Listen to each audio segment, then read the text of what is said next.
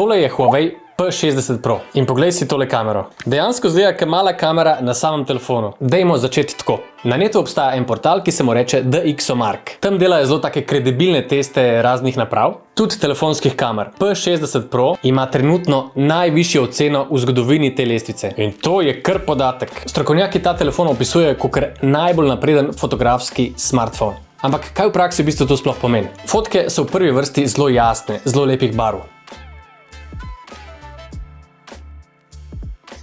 Zaslonka telefona je zelo dobra. Za razliko od drugih telefonov ima ta dejansko mehansko zaslonko, tako kot pravi fotoaparati. To pomeni, da se lahko fotka v zelo slabi svetlobi, oziroma se lahko dela zelo lepa zamegljena ozadja. Če te je strah, da je to preveč komplicirano zate, brez skrbi. Zaslonko lahko ročno upravljaš ali pa vse prepustiš, da dela telefon sam. Kamera ima še eno tehnološko posebnost. Nekako so leče razvili, da ujamejo še več svetlobe. Saj vemo, telefoni v slabi svetlobi res slabo fotkajo. Ta to dela presenetljivo dobro. Dajmo recimo primerjati par fotk iz mojega P30 Pro s temle P60 Pro.